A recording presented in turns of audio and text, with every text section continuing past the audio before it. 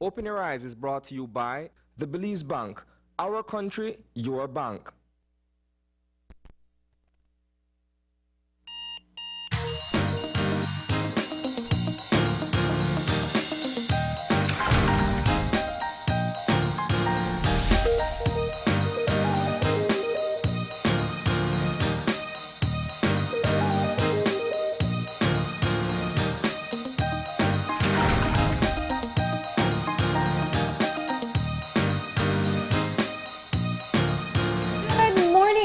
Welcome to Open Your Eyes. Start your morning right. I'm Marlene Cuellar. And I'm Gavin Courtney. And thank you for joining us this morning. It's a pretty nice morning in the city, although as we were saying just now, it seems like that today is definitely going to be another hot one. Yes, it is. I'm pretty sure. I didn't even take a peek at the weather forecast. I pretty much know it's going to be a hot day. You can feel it from very early on, but we'll give you that update in just a bit. And speaking, of temperatures, there are still quite a few hot issues taking place. Today is day 9 of the teachers' strike. And it is also what should be day 1 of the public service unions going on strike as well.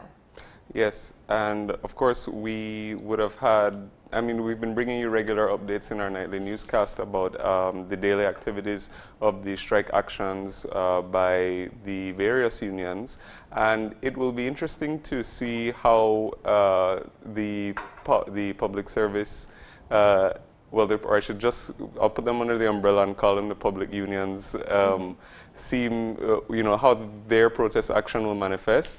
As we saw last week, there were different activities that were held by the BNTU. Yesterday, we saw a lot of protests, as we're seeing on the screen right now, that took place in Belize City, and I believe there was also... Yeah, and Belmopan. Yeah. And there was also a recent sensitization campaign, I think, on behalf of the teachers, where they were educating the public as to the main reasons why they were continuing the protest. Yeah. Key thing taking place today, there is a meeting between the joint unions as well as the government. They're coming back to the table to what we hope is to hammer out a solution to this problem. There is a clear impasse. And what's interesting is when we have our interviews from these particular protests that take place across the country, the individual members are still talking about the salary cut, where the leaders are more talking about the good governance issues. Both are on the table, and both were a part of the discontent that was expressed by the unions even before the budget was passed last Wednesday. So it should be very interesting in that meeting today to see whether they'll be able to work out a solution and what are some of the key markers that will get them there. Yes, absolutely. And we'll see what is going to be the eventual solution because, as you did say, the budget was passed and which did reflect that adjustment in the salaries. And that is, of course, I could say the issue that was sort of the catalyst to all of this protest action. And we'll see what it is that the government is going to say because I think that if you have been paying attention to all the events, I think that the government has been saying that, yes, we hear you, but we need some more time or we need to see or we need to plan effectively how to manifest these issues and we don't want to rush into some of the changes that people are asking for. Yeah. No, I think the government's position has been very clear as well. The passing of the budget is an indicator that the salary cuts will proceed, or that they intend to proceed, I should say, with the salary cuts. I think the terms are something yet to be defined as well, but also the good governance measures. They've expressed an openness to being able to move towards them. But the unions have pushed back, and they've said the timeline that has been put forward is too long, and they want to see actions now. They want, whether it's shortening that timeline, whether they have a draft that they can look over. So like I said, it's going to be a really interesting meeting today because half of the demands that they were making, it seems that they will not get with the salary adjustments. What will happen with the good governance portion? Well, we'll find out hopefully by the end of day today. Yes, absolutely. And of course, we'll have that update in our 6 p.m. newscast tonight, so you can look out for that. Yeah. Yeah. Are we going to keep things moving this morning and get into some motivation? And that means it's time for Eye Opener. And our Eye Opener, taken from dailyom.com, goes like this. We all have the ability to heal ourselves from childhood pain at the deepest level. Events from childhood or first experiences have the power to shape our lives. Some do so immediately, offering us challenges to overcome and encouragement to make use of our talents and interests. In the process, character is built, and we make the first steps upon our personal paths. Other events seem to lay dormant until adulthood, when our closest relationships help to bring out the deepest aspects of ourselves. This is when unexamined lessons can be put to use, and untended childhood wounds make themselves known in a call for healing. We might find that we need support to face the events of the past, so turning to a trained professional who can offer tools for healing can be a valid choice. As long as we remember that the child we were lives on within us, we are always free to go back and right old wrongs, correct mistaken perceptions, heal wounds, forgive, and begin anew. Yeah, I really like that eye-opener, and I think that, you know, taking care of our inner child is something that I think is very important.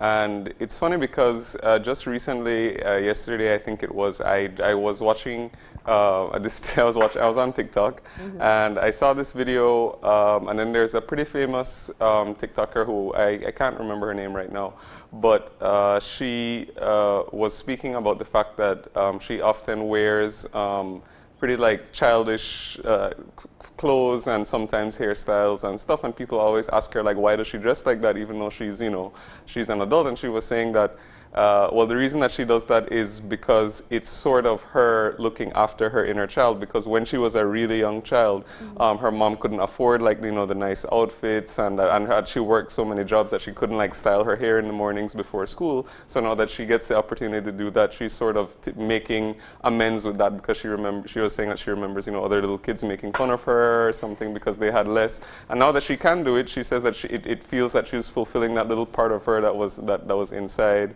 and it making her feel better. So I think that that was the immediate example that I thought of when we listened to this eye opener. And for a lot of people, you know, that's just something basic. And of course, there's different issues and, you know, traumas and stuff that people carry on from childhood. But if you do have the courage to face it, or if you do need help, you know, that is certainly valid. And I would encourage anybody who's considering, you know, seeking help professionally for dealing with some of their childhood issues to please do so. Absolutely. And you know, I feel that there's more awareness about this now, that people generally are aware of the fact that how we're raised impact the type of adults that we become, the type of humans that we become more so. And it can be sometimes things that you took for granted. It could be treatment from siblings, treatment from parents. It could be severe trauma that you may have experienced that you never really dealt with. And they surely find a way to manifest as you progress in your life. A lot of times we're able to detect it when we go into well, why do I react that way each time? Why do I choose this particular path every time when I know it's not good for me? And kind of this unconscious or subconscious behavior that we just keep on following. And a lot of it, in fact, if you go to trained professionals, they'll probably help you tie it back to some childhood experiences that you've had. And if you need to make a change on some of these issues, that's exactly where you need to go.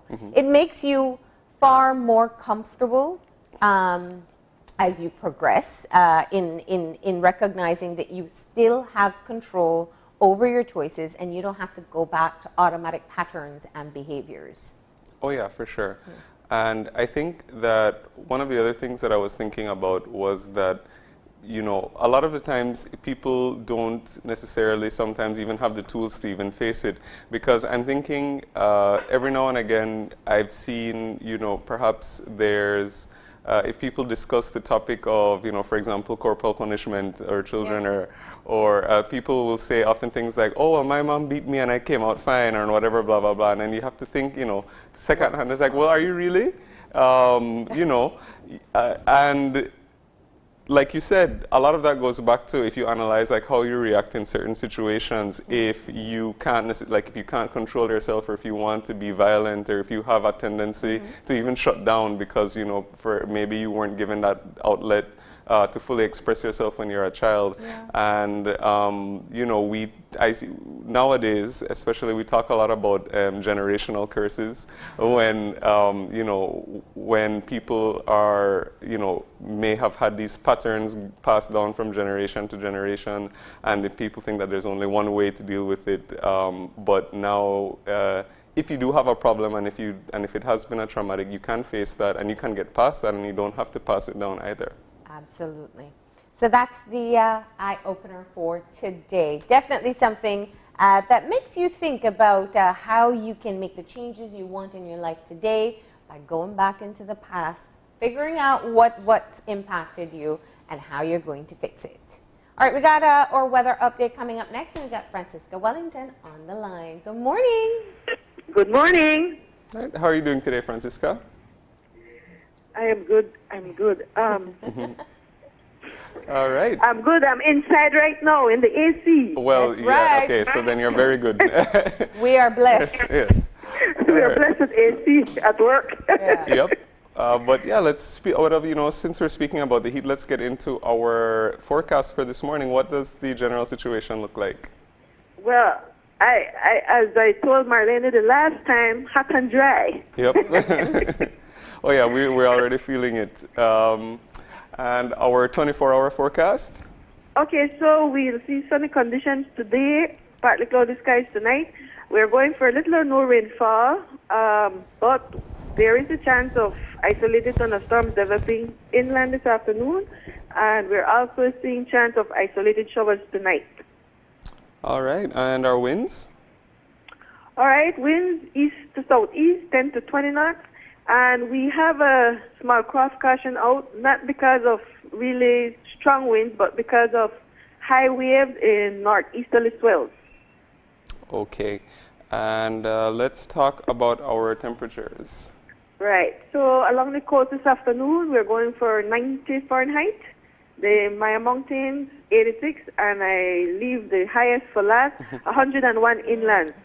So we have our heat alert in effect at this time.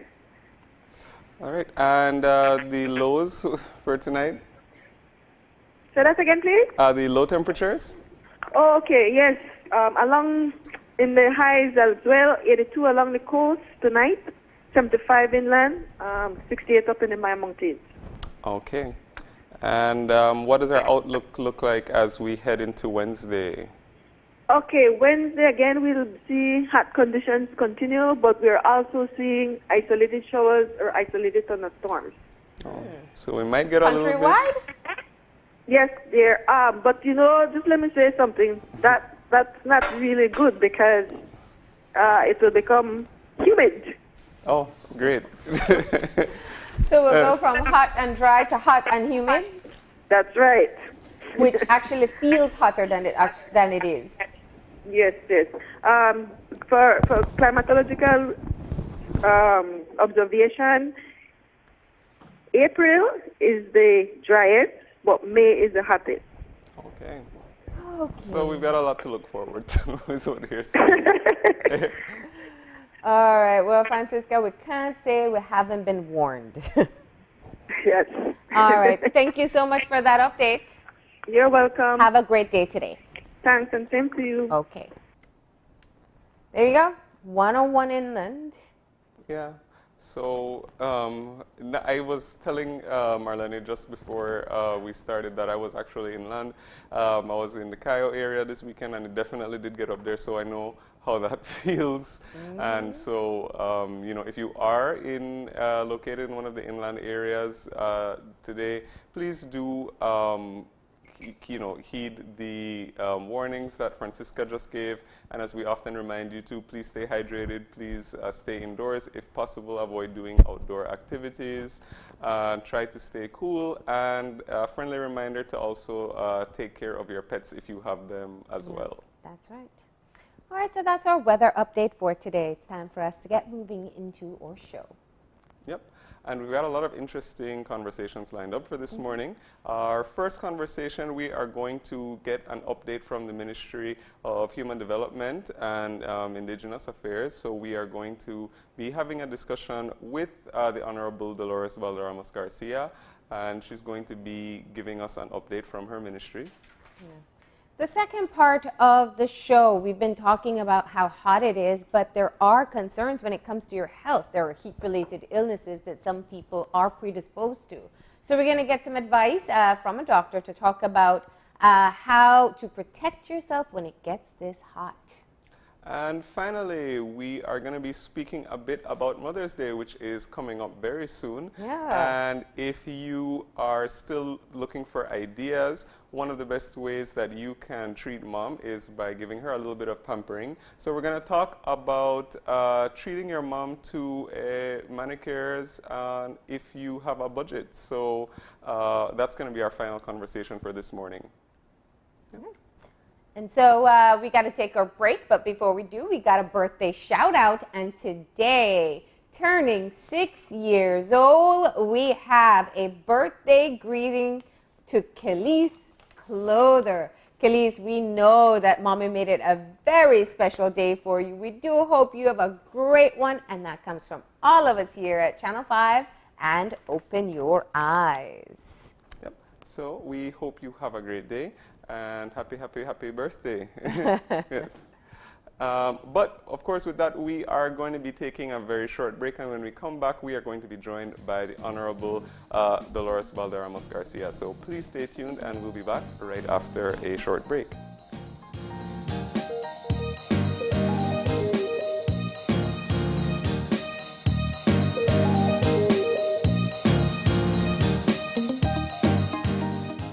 It's a fact that with Smart, you get truly unlimited everything.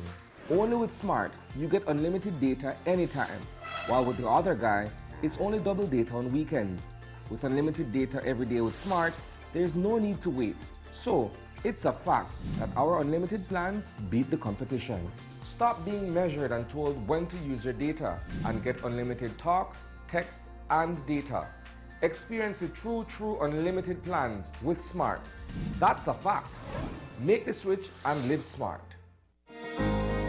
In these challenging times, the one thing that is certain is that the Belize Bank Limited is here for you.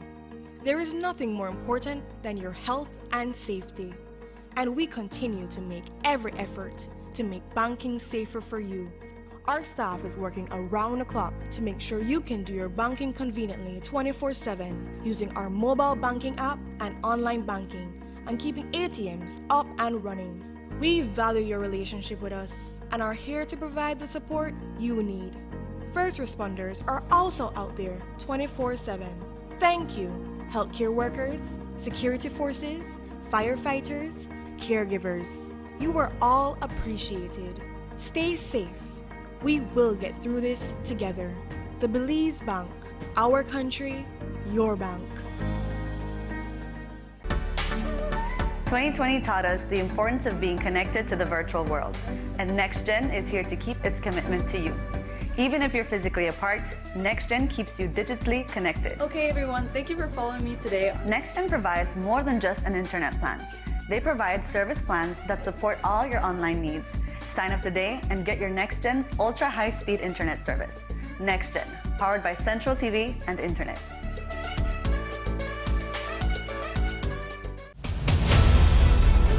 Dwayne Moody, Isani Cayetano, Andrea Polanco, Paul Lopez.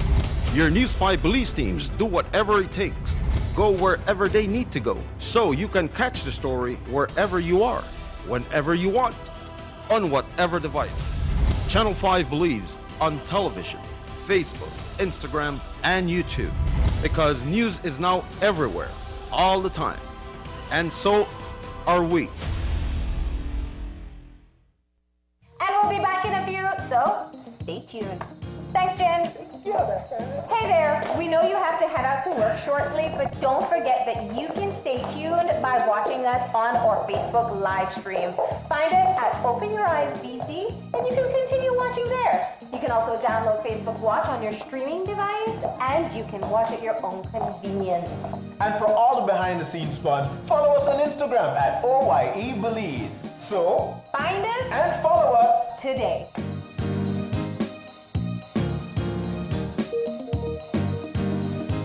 When someone you love becomes a memory, the memory becomes a treasure. Channel 5 introduces the Daily Obituaries. The Daily Obituaries will broadcast all death and funeral announcements and memorials to honor your loved one's life and memories. The Daily Obituaries airs on Channel 5 prior to the evening newscast, with subsequent repeats at 10 p.m. and 12 noon the following day. It will also be placed online on our social media platforms, all for a standard package fee. Celebrate your lives and memories with Channel 5's Daily Obituaries. Honor in life and reverence in death.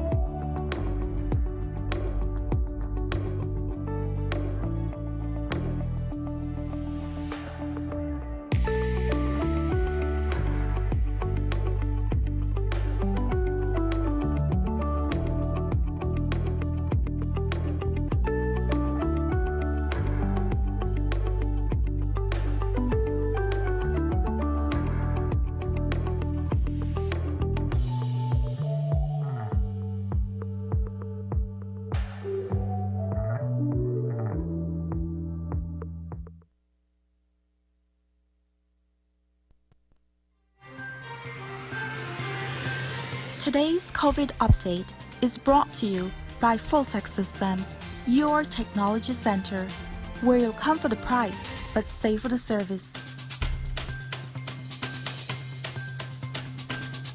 And we're back. And if you are joining us right now, we are just getting our first conversation for this morning started. And we are joined by the Honorable Dolores Balderamos Garcia, Minister of Human Development, Families and Indigenous Peoples Affairs. Good morning, Minister. Good morning. Yes. Buenos dias. Yes, buenos dias. And Buiti benafi. Dios tovahul. Chang shakwil. So that's 5. That was English, yes, Spanish, yes. Garifuna. That was Mopan, then Kechi. Well, you have to learn something new every day. We'll have to learn that by the end of today. Yes. Yeah, and quiz us at the end. Good to be here. It's great to have you. And Of course, we're going to be discussing a few different issues this morning, but why don't we start, since it is your first interview in this capacity on our show, by just giving us a little bit of an overview of what the past few months have been like for you in adjusting since you've gotten into government. Yes, well, exciting, challenging, you know, it was a whirlwind, especially having been sworn in on the 16th of November. And 10 days later, I tested positive for COVID, so we had to quarantine for 2 weeks. And it got off to a little bit of a slow start because of that in December. But there was absolutely never a dull moment. It is a huge ministry. And let me pause even before I talk about the ministry to say, if I haven't said it many times before, thank you to the beautiful people of Belize Rural Central, all 9 villages, who put me there with a resounding mandate, you know. So it's humbling, it's an honor, and as I have always said, it's a privilege to serve. So the ministry now, Gavin and Marlene, extremely challenging. It grew by leaps and bounds. Well, you know, I served in that capacity from 98 to 2003. You know, my hair was black then. And, but I think the work of the ministry has just really, really mushroomed, if I could put it that way, in the, you know, in the almost 18 years or whatever time it is. It's a massive ministry with many, many responsibilities. And, you know, I don't want to get controversial right at the beginning of a kind interview on a beautiful hot morning. But there are many, many people in Belize who don't really understand what the work of the Ministry of Human Development is. For example, the honorable member for Mesopotamia, he looked across the aisle and he said, and I am so disappointed in the Minister of Human Development because there is poverty in this country.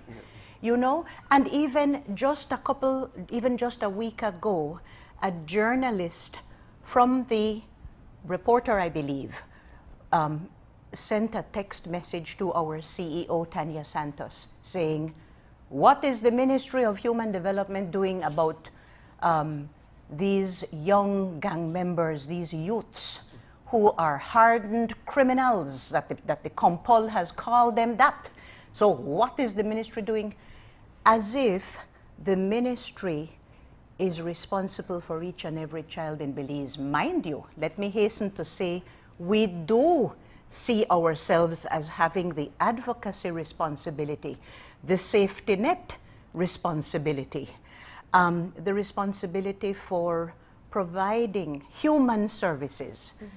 However, families is in the name of the ministry. We take it seriously, and we have to call on each and every parent, each and every Belizean family to take responsibility for our children. The Ministry of Human Development could never do it alone. And I said it before, allow me to repeat, the best form of human development is everybody at work. Everybody gainfully contributing to our country, you know? But the short answer, challenging ministry. Well, you yes, know, I'm glad you go challenging. right into one of the topics that I really wanted to cover this morning. Yes, ma'am. Because when we looked at what was happening with the pandemic, clearly there were some priority areas that stood out. Health was one. Absolutely. Tourism and the fallout there, and the financial situation that we're faced after.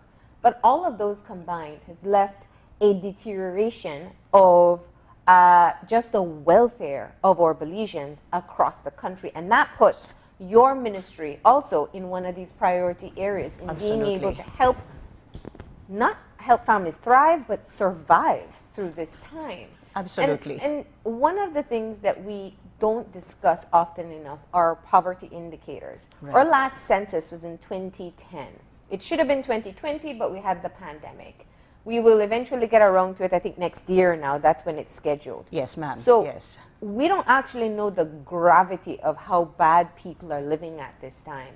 For you, knowing that this is a priority area in ensuring that people are not suffering on a daily basis and that government are helping them meet the needs that they can. How do you put it into perspective?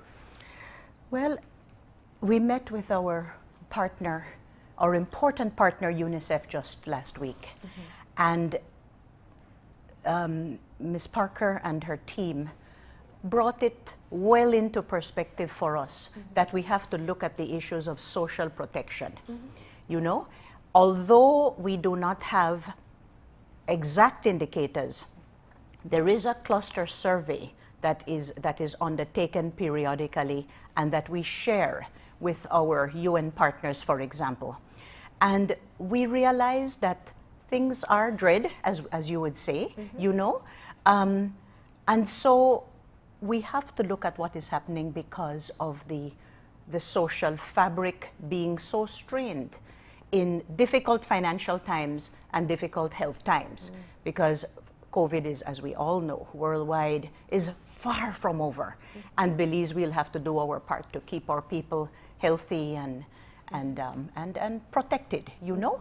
So my answer to the issue of bringing it up is that we realize that our people are under some strain, women in particular. In COVID times, we have to look at the gender issues. And women usually take the brunt and suffer more because of bearing that heavier responsibility for the children and the family.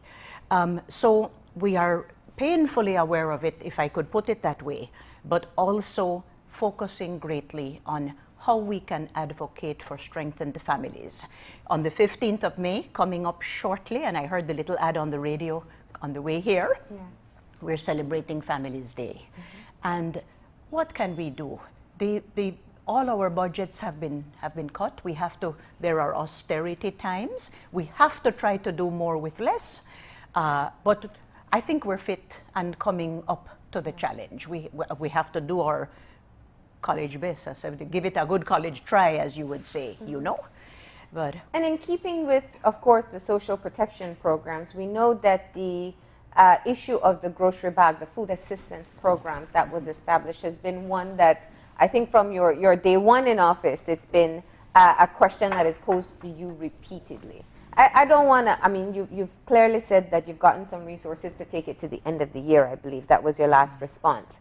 But looking forward, this system of providing food to people and financial assistance, that's one way of helping people. If not that process, then what? What's your vision of how we help families who are struggling? Well, I think the advocacy has to continue of encouraging families to give that priority to the children, to the shelter over there, the roof over their head, a fair nutrition, being able to go into school. You know, I was in Hattieville the other day, and there were like 10 picnic running around in the yard, and I said, gosh, you know, these children really, really, really need to be in school.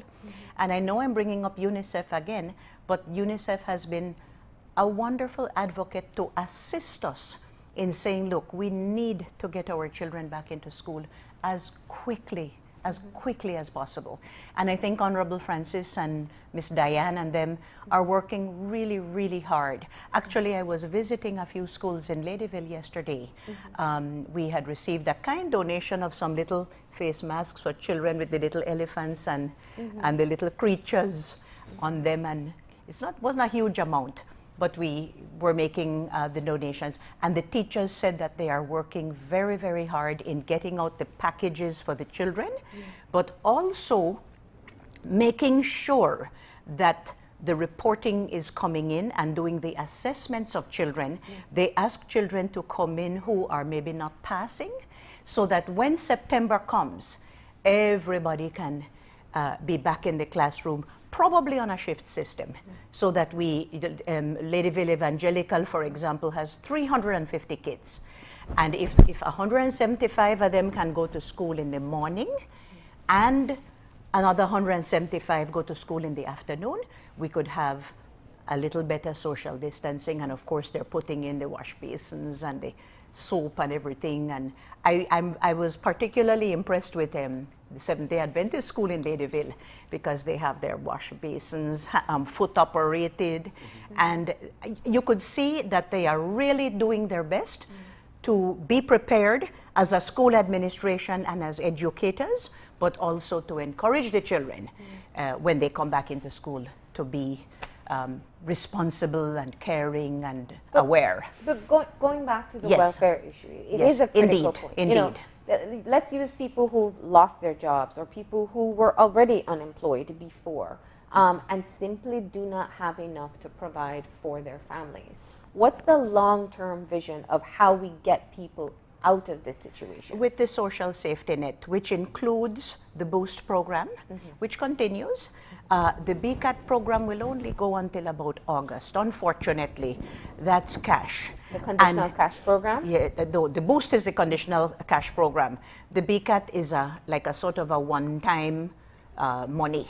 But we've had some challenges. As you know, there have been 2 robberies of DG, and we want to thank the BTL for that social contribution, if you could put it that way, not charging us to get out the money, you know, but there have been 2 robberies, and both appear to be inside jobs.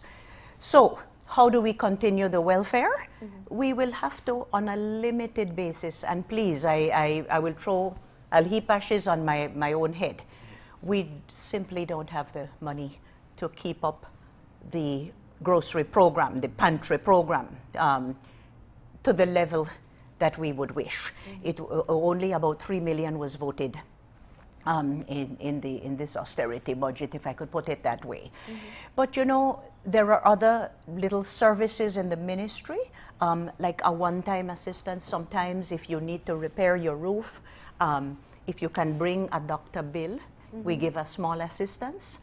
So the social safety net provisions are within the ministry, and we will do our best to concentrate on the poorest of the poor in terms of the grocery, you know. But I guess it would never really be enough, but we will try, we'll do our level best to concentrate on the indigent and the people who really need that assistance as much as possible. And I have to say that the Ministry of Education are showing that they are wonderful partners. Well, you know, they are up on the 3rd floor.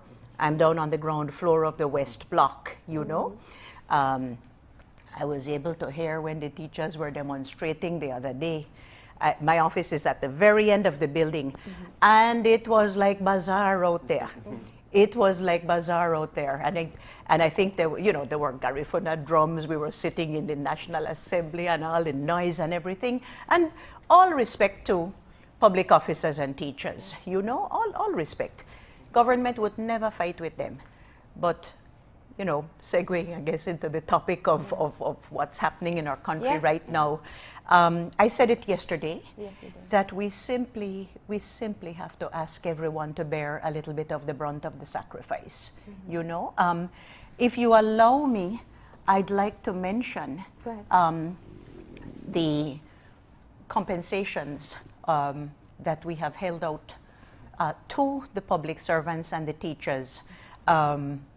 So we're not yanking it because they choose to say, well, no, we simply still do not want the 10% cut. For example, we have said that if you're earning less than 12,000, no cut. As you know, ministers, CEOs, you know, those of us at the executive level, we've taken a 15% plus half of the allowance is gone, you know. And I'll tell you, Marlene and Gavin, we work 7 days a week. You know, I mean, even when I had very, very mild symptoms of COVID, just a little sore throat, but I got up every morning, had fruit and a little cereal, and worked from morning till evening on the phone with CEO or heads of department or chairpersons of the National Committee for Families and Children, the National Women's Commission, the National Council on Aging. Like I say, the work of the ministry absolutely never ends. Just last night, at the Good Samaritan shelter, we had a situation of a resident not wishing to take his medication. I think he's emotionally unstable, you know, not wishing to take his medication. But, you know, you call the police, and the police ought not and will not take in that person as if he's a criminal. Yeah. So it needed the input of a psychiatric nurse practitioner who wasn't available, and then we had to be on the phone 9 o'clock last night to see how we were going to deal with that situation. You know, so and these things are a daily occurrence. Yeah, that's been an identified gap for quite a while. Absolutely, Mentally, yes. ill Yes. people coming in contact Correct. with the law. You know. But going back Yes. to your statement made on... I will mention the rest of the compensation, but let's, yes. Yeah, well, because what I want to get at is that very often people only focus on the salary cut portion of what the unions are standing against. And, you know, the budget was passed last Wednesday. The details about how that cut will be spread out, whether it'll be 10% or whether it'll be tiered, those are things that we need to define. But the good governance measures are some that, in fact, and it's been articulated over and over, that your administration campaigned on. Absolutely. They're saying Absolutely. not that there hasn't been an offer to get around to these good governance measures, but that they are unwilling to wait as long as it's being proposed. Well, how do you know, respond to that? Well, there will be reviews of where we are financially as a country every 6 months.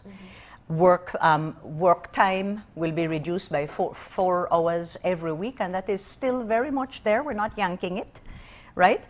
Forbearance and waiver of stamp duties on mortgages for public officers. I mean, I would say, well, hey, that is not so bad at all. Financial literacy education. I took a little note here. It's like, Madam Speaker, please allow me to refer to my notes, no? Mortgages at preferred rates. Mortgages at preferred rates. BTL discounts for teachers. And the whistleblower legislation, the unjust enrichment legislation, the campaign finance reform legislation. For goodness sake, public officers, give us a chance. It takes a while. Attorney General Magali has said, look, you know, snap your finger. And that is there. And you know, But how do you respond? You know, and I think that this is one of the areas that very often gets neglected. There's just a general mistrust by public servants, by teachers. I think so. With the or system of governance. You know, I think the POP is kind of paying for the sins of the past. Not that I am saying any political party or group of people are perfect, but we're doing our best in difficult times. And by the way, one of the main ones that I didn't mention was that there will be a land credit. You want your piece of land, we'll give you a 50% off. I think that is pretty good.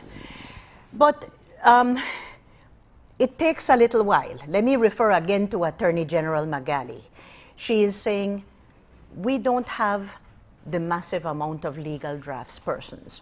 There is so much more that is going on in her ministry right now, getting on top of everything, that it will take us a little while. And by the way, the good governance measures are the idea in Plan Belize of this new government. So I don't want to say that the public officers are hijacking it, but if they're coming on board, fine. But we can't do it by the 15th of May, by Families Day. You'll have to give us 3 to 6 to maybe 9 months in terms of how long it will take, but we are serious about it.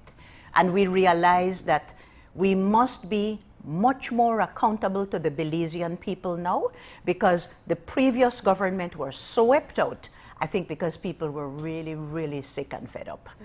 Really sick and fed up of the poor governance. And if you allow me to segue a little, our Indigenous Peoples Affairs portfolio.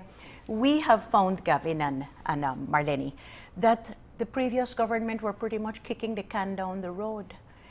When in April of 2015, the Caribbean Court of Justice, our apex court, ruled that Mayas have customary land rights. It was a sweeping ruling, and it was by consent.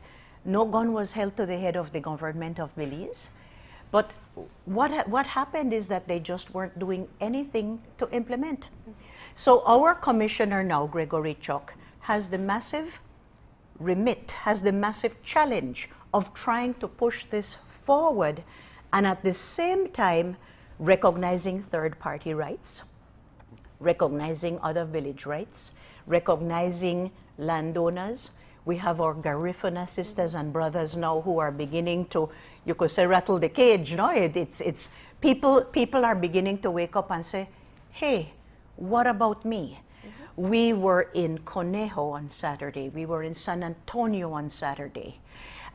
We were in Barranco. We went by boat. Luckily, it was a lovely, calm day because I hear that the seas down there in the south can pick up. But we had a beautiful, beautiful weather. We were able to get from PG down to Barranco in 25 minutes. But let me go back to Saturday in Conejo. There were people from the buffer communities. One of the reasons we went to Conejo is because they have a sustainable logging program in which they have their rosewood, that they're trying to use that program for the benefit of the community. It's not of one private landowner. And we had a beautiful program, seeing what communities can do, having you know, a nice, like I say, a party atmosphere. I have to call a particular name. There was a Mr. Cristino Lopez from Barranco who played the national anthem on the harmonica, the mouth organ, and he got up and he said, you know, I want to encourage the children. This little instrument, learn to play it. It's very interesting, you know. So we had a beautiful, beautiful time. But only to say then, in terms of the Indigenous Peoples Affairs, that the challenges are there, but we intend to engage in a respectful way for everybody. Everybody might not be able to get what they want. There may have to be some compromises, but we are serious about taking it on and not kicking the can down the road, if I could put it that way.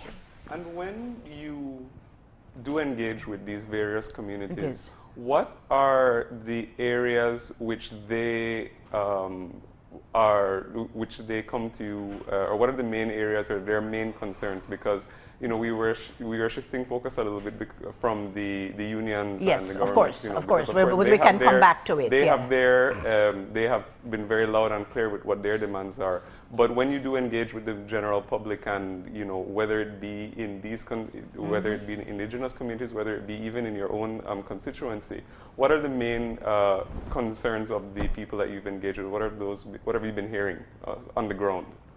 Well, people are very concerned to be more employed. You know, that's universal. But we have also heard about wanting to exercise a plenitude of rights, if I could put it that way, you know. For example, in Barranco, they're very, very concerned, and there is some disquiet as to the issue with the Midway village, which is not very far down the road, but it's going to be a matter of balancing and doing what you call boundary delimitation. So talking about indigenous communities. So talking about that for a moment, there is great complication because you have private landowners in the area. You have the Mayas pushing and cutting, you know, bush to make milpas. You have the Garifuna people who are saying, but these are our ancestral lands. There is actually a Garifuna monument smack in the middle of what you would say is Garifuna and Maya land in Midway Village. And so people are very concerned. What is there for me? How can I enhance the rights that I see should be there? But another issue, Gavin, that came up very, very, very much into sharp focus on Saturday in Conejo Village is that a lot of people have been rendered disenfranchised, almost stateless, because of the requirement of getting out the new form of birth paper so that you can register to vote. Now, Gavin, allow me, you know, legal mind, you know. You have your white birth paper, the long one. It was lost. So that means you're a born Belizean. The white birth paper lost and your social security card has expired. You know, those people were not able to register to vote. And I think, well, we had to take on the issue. And so what is going to happen is I will have to take it up. Minister Oscar Requena and I discussed on Saturday, and we will have to take it up in terms of government policy. Like I say, Attorney General Magali is working very, very hard on the digitizing of the vital statistics unit and the decentralizing of the applications for the birth papers. But that is a separate issue. The issue that is in extremely sharp focus right now, which we have to do something about, is that we have to allow people to be able to have their nationality, for that to be recognized, but without having to go through a late registration of birth because you were born here. Maybe I will ask you for draft it, I will ask you for draft a simple declaration with a JP, not true, Gabby? Yes. For goodness sake, man, we have to help our people. Look at those Maya ladies. We have to help our people, and many. And it's about accessibility to services as well. Accessibility to services. So those are people's concerns, if I could put it that way. And then going back to your constituencies, there's an interesting, you know, the area that you represent is a growing one, and the villages that you represent they're very populated. And I want to come back to one of the things that was discussed pre-election. Yes. Redistricting. What are your thoughts on that? When you look at the size of Ladyville and Hattieville and the amount of people that you represent, how do you feel about whether or not having one representative for them is sufficient? Okay, Ladyville and Lords Bank alone is bigger than Lake Independence, right? Belize City is vastly overrepresented, as you know. What else is there to feel about redistricting? What else is there to feel than it needs to be done? And it really does need to be done urgently. Hattieville, and then all the way down to Gales Point, you know, the redistricting, you know, who knows what's going to happen with Gales Point with the redistricting. It's closer to Stan Creek than it is to La Democracia, even though the Manatee Road is moving apace, and I hope they make good progress before the rainy season. But clearly, redistricting is very much in the cards, Belmopan being absolutely huge, and the largest constituency in the country, Stan Creek West. Poor Rodwell Ferguson, he has it. He really, really has it in terms of the hugeness. And I mean, the Constitution calls for it, and the ROPA, the Representation of the People Act, calls for as nearly as possible. So we must even it out. We need to even it out. It may not be perfect, but I think we have to kind of even out the 31 divisions as best as we can. And quite apart from the fact that there was a court challenge, and it is ongoing, it hasn't gone away, it is the right thing to do, and it will have to be done within the next couple of years. How does it impact representatives like yourself in being able to meet the needs of your constituents? Very difficult. Very, very difficult. Let me say that in the $12 million that was given to the Ministry of Infrastructure, there are 9 villages in Belize Rural Central. But because the hot mix road is going through Ladyville, and it's looking pretty good, coming nicely, but because that hot mix road is going through Ladyville, the Ministry of Infrastructure said to us, well, you have to be satisfied with that for now. I said, but that is a national highway. That's a national highway that goes from Belize City up north, the Philip Golson Highway. And, the hot mix is absolutely lovely. But we happen to Hattieville, and we happen to Mile 8 community, and the other villages like La Democracia and Gracie Rock and like that. We have to get into those village roads, even the road to Freetown Saboon, which passes Hattieville and goes to the back by the river, you know. But I see, Marlene and Gavin, there's a good amount of self-help, you know. There's a good amount of self-help. A lady came to see me. Yesterday wasn't my clinic day, but I was in Ladyville. So I did see a few people. A lady came to see me from the Old Well Road area. there are 2 Spanish tongues in Ladyville, the one that's closer to the cemetery by the health center, and then there's another one that is way behind Old Well Road from the days of Ralph Fonseca. Some land was given out back there.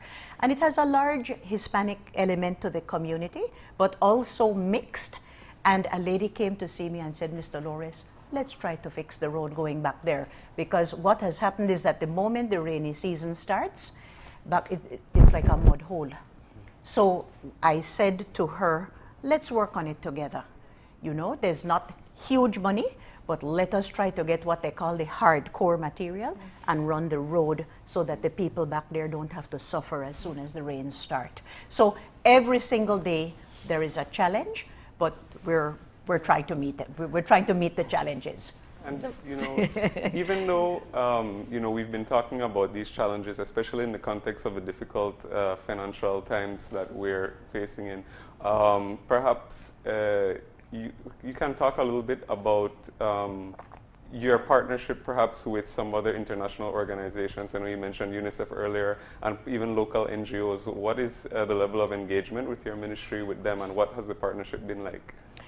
I would say good. I would say good because we have the whole UN system, you know, and focusing, for example, on the Sustainable Development Goals. The UN partners are the ones who really keep us in line and say that we have to keep our eyes on the prize of bringing about not only the social protection, but actually the development side of it, so that we could take people off the grocery program and having to increase food for the poor, if you want to put it that way. Good partnerships. For example, the World Bank and the Inter-American Development Bank and other partners, they always are very much aware of the social reality, and that they as international partners can assist us. And I know CEO Santos is always very, very busy. You know, sometimes I think we need 2 CEOs because there is just so much happening there. You gotta watch that wage bill, right? I know. I know. But I'm glad you mentioned that, because I think that when you look at the work of human development, very often it is one of the underfunded ministry. It's a challenge for any minister, because it's not the type of work that you see immediate results. You don't build a house and then it's there to gain political mileage from it. You invest in people, and that in itself takes time.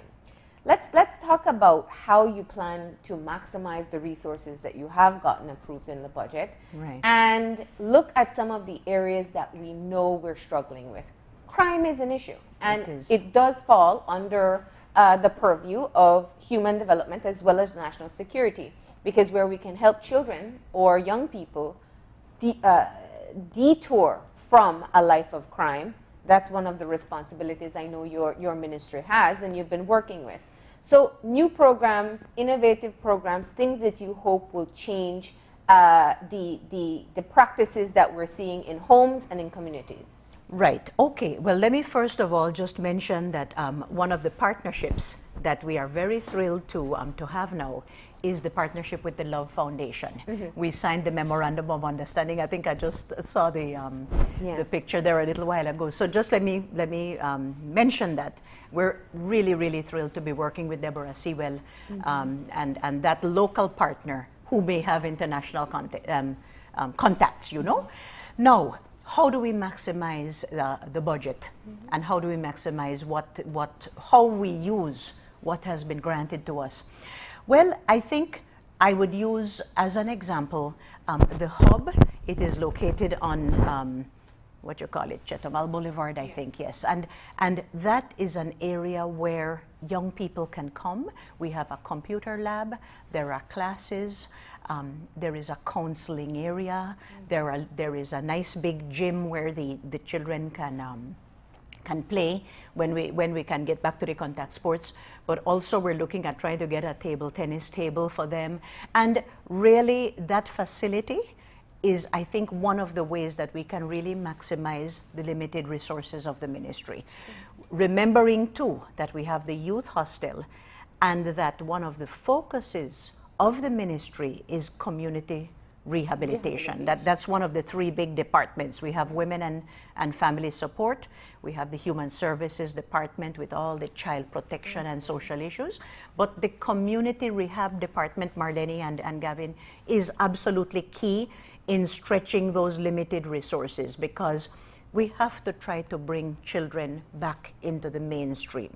We're going to work more with the families of the children who have been in conflict with the law, some of them who end up at the hostel. Okay. And then, of course, well, the Wagner's facility is over at Colby. But in terms of the hostel... Let me interject there. Please go right ahead. Because it's an issue that has long been on the table. We still allow for in our laws for parents to, and I hate to use this word, but what they do is they dump the children at hostel. Precisely. For something called uncontrollable behavior. You're right. Which has no real definition. It means mommy, daddy feels that they can't deal with you anymore, or granny or auntie, and they put you in that institution. And many children have stayed there until they turn adults and are then released. Right. It is a legislative change that has to be made that has not been made. We'll make that change in 6 months' time.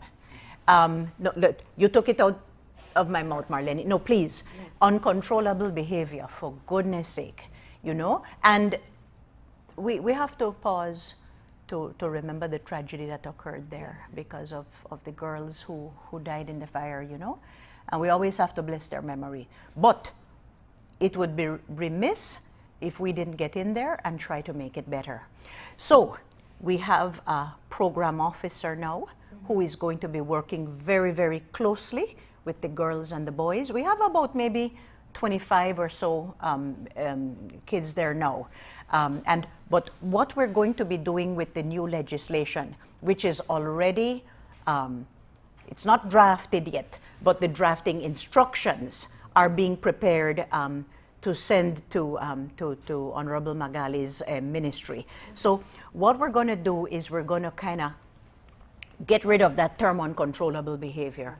We're going to try to reduce the status offenses. Status offense mean an adult can go to a bar but a child can't, that kind of thing. So status offenses we'll look at.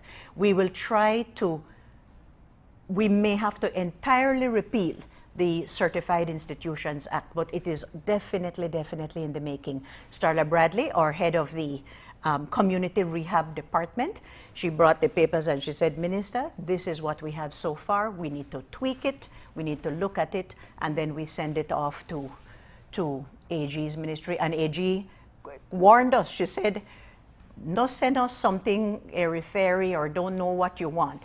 Be prepared when you send it to us, because we are so busy and understaffed that we have to know exactly where we're going to go with the drafting. But it's in the making. It definitely is in the making, and we're going to make sure that in the legislation, which will be more in line with the Families and Children's Act, what we will do there is to ask the magistrates with that new legislation that they would be armed with to not send children to the hostel until the age of 18. The hostel is there for the reason to help and to rehabilitate, and children should be there as a last resort and for the shortest period of time. So you do have the commitment there from us, Marlene. And like I say, you took it right from, I was going to mention it anyway. You know? It's a critical issue, and I think the legislation as it pertains to children in general, you know, being able to standardize the definition of a child, what they're allowed to do, what services they're able to access. These are things that are very unpopular, you know, when you discuss them, but critical in being able to ensure that children are adequately protected. Minister, I don't know how many people know, but you were instrumental in setting up the Families and Children's Act the last time you had this particular portfolio. Now that you look at where we are today, what are some of the gaps that have been identified that you hope you'll be able to convince your administration to pursue? Well, let me look at the Domestic Violence Act, for example. I think one of the things that we really have to do is to make sure that the neutrality and the inclusiveness is there for our LGBT communities. You know, why shouldn't I be allowed to adopt? Why can I not have access to the courts in a domestic violence situation simply because it is a same-sex relationship. You know, when we talk about, not all the churches might love this, right? But we, in our ministry, and certainly with me at the helm, I have never, and we have never, ever been in any way wanting to exclude anybody. The mantra of our ministry is equality and inclusion. Yes, in terms of the Indigenous Peoples Affairs portfolio, it has to be respect, engagement, communication for the indigenous communities of our country. But I really think, and what we stand for from the very time way back when I was chairperson of the National AIDS Commission, the rock that we stand on, what we stand for is equality for our people across the board. So that would be one of the gaps. I think the other gap is streamlining the various bits of legislation that have to do with juvenile justice. And so, like I say, that is starting and it is on the table.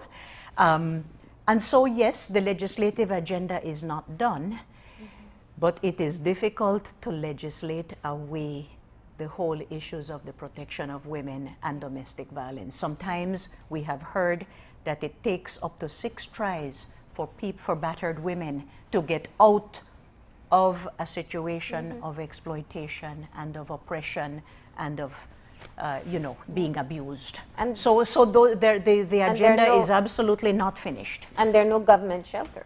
You know, there are some that are supported, but none that a woman can pick herself up and run to. Correct. When her life is threatened. Right. In the north, we do have a shelter in San Pedro. Apparently, they're doing a fantastic job, and there, we have in Belize City, but of course, let me go stream of consciousness just for a little while. Our staff in Independence, there were actually 2 young ladies there when it broke our hearts because it's a Mennonite building.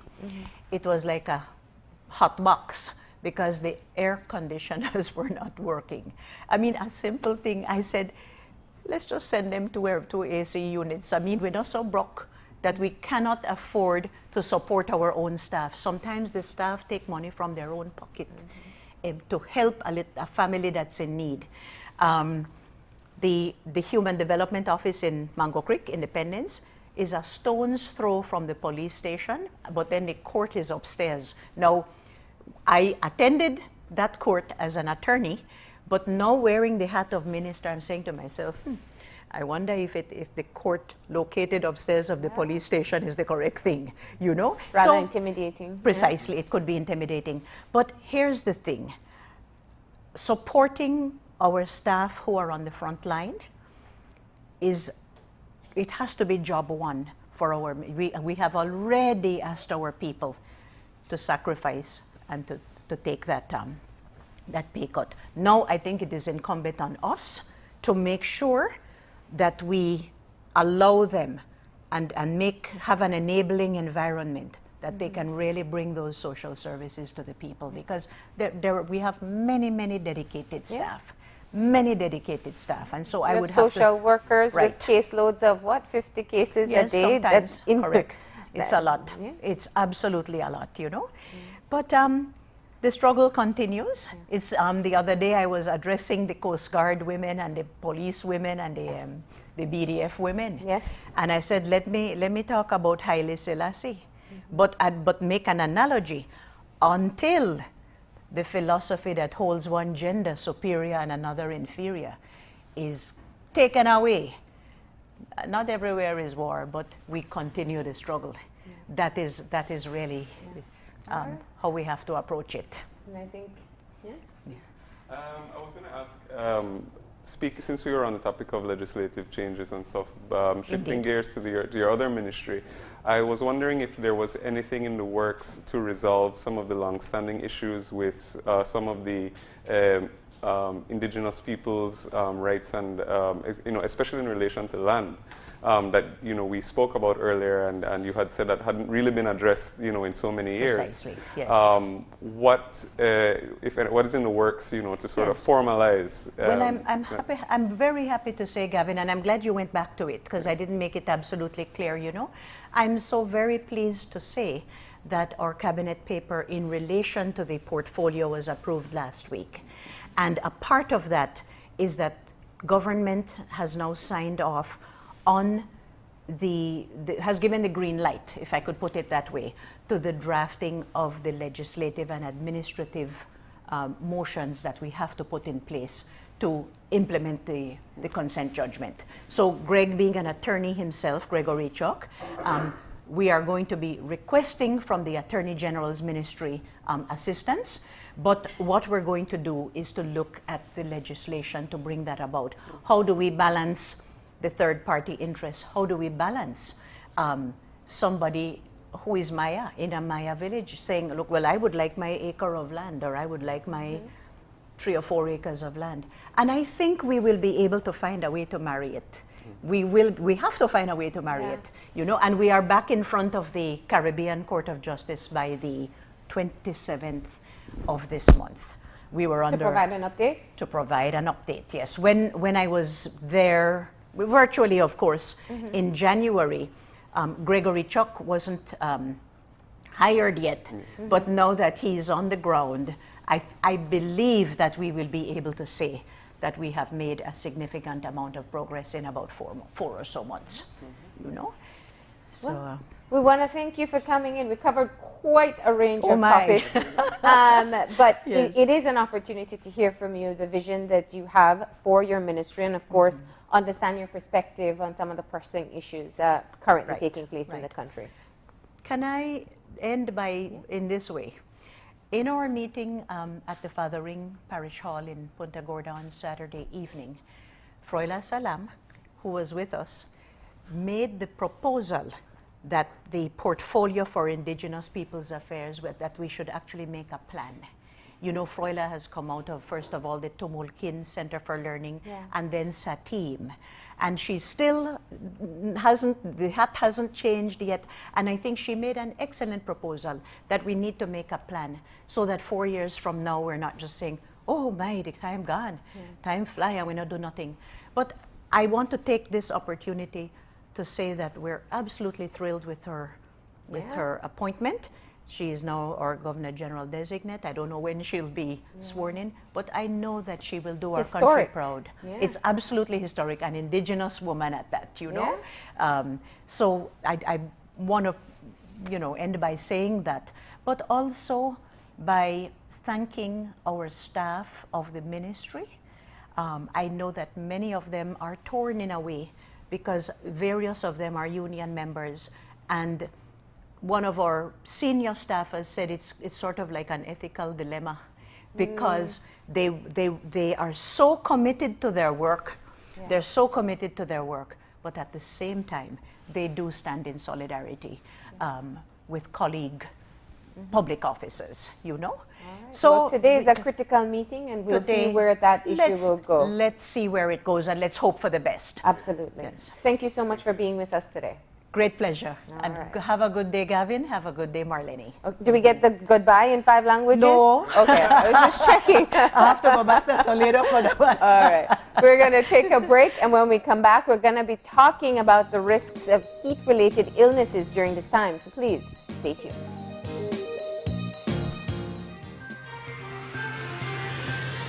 This COVID update was brought to you by Fulltech Systems, your technology center, where you'll come for the price, but stay for the service.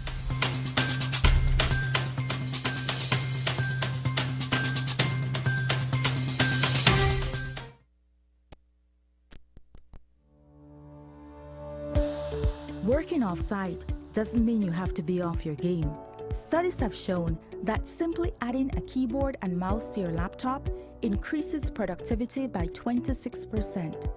Add a monitor, and you'll be 35% more productive. At Fulltech Systems, we have what you need to enhance your remote work or e-learning experience. With devices such as headsets, video conferencing monitors, webcams, keyboards, mice, docking stations, all with the brands you trust.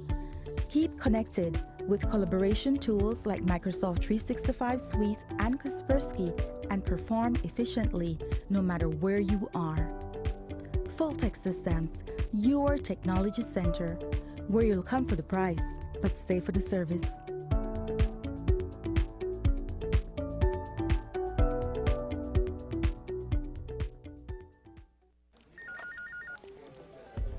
As one of the largest cable and internet providers in Belize, CBC strives to provide our customers with the highest standards of quality, value, and service in all aspects of cable TV and internet. Monitoring our systems closely, our technicians combine creative planning and state-of-the-art technology with years of experience and training to develop and provide the most reliable and advanced cable and internet service to exceed your expectations. For CBC and our team of talented engineers, technicians, and customer service representatives, delivering less than the very best is never an option.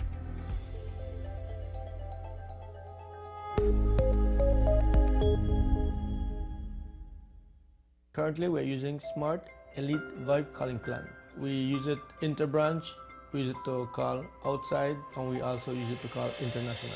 It's far cheaper than what we used to have before. Our equipment are new, PBX box is new. So the PBX is very good because I can call to my Sartaneja branch, I can call to my Kikaka branch, I can call to San Pedro branch, and there's no cost using the PBS. Actually right now, since we're in different locations, I can call main office from where I am at a no cost using the PBX system.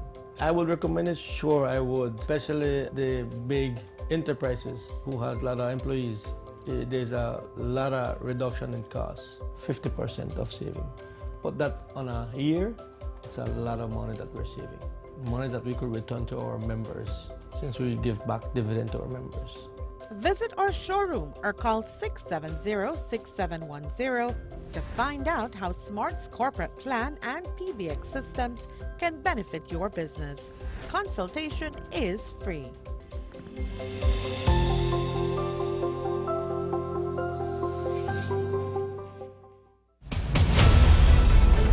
Dwayne Moody, Isani Cayetano, Andrea Polanco, Paul Lopez.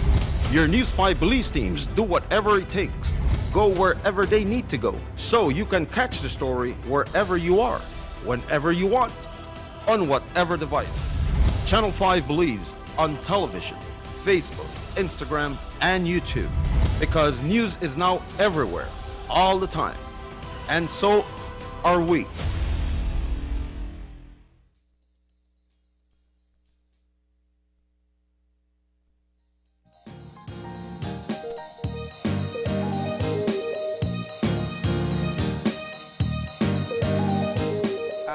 Back. And if you are joining us right now, we're just getting our second conversation for this morning started, and we are shifting gears, and we are talking about health. And earlier on in our show, we were discussing the heat, and of course as we often do in our when it's hot like this, we often give you heat advisories, and because there are certain health risks which are associated with being exposed to these high temperatures. And here to talk to us a little bit about that, we are joined by Dr. Fernando Cuellar, who is an internist at the Belize Medical Associates. Good morning, doctor. Morning, Gavin. Morning, Marlene. And thanks for joining us. We've had a lot of conversations recently, so much talking about COVID-19. But of course, we are facing a lot of other health problems. So can we talk about what are some of the major risks that are associated with exposure to the high temperatures and sun at this time of the year?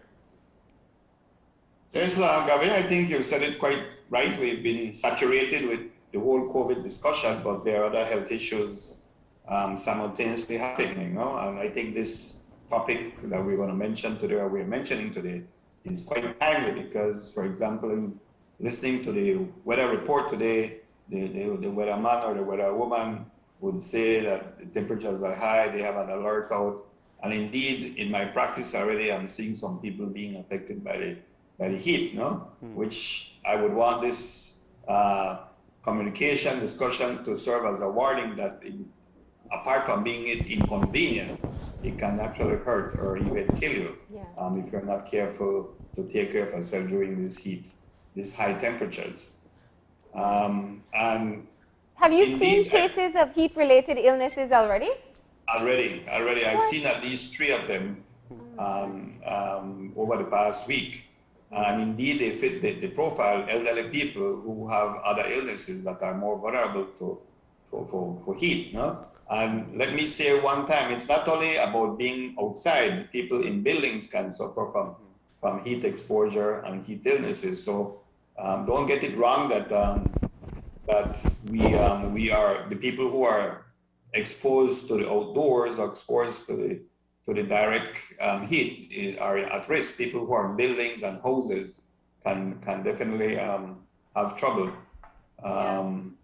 Now let's talk about why these groups are vulnerable. We always hear checking on, well, I say it as well, the elderly and little ones. Why are they more at risk when the temperatures rise?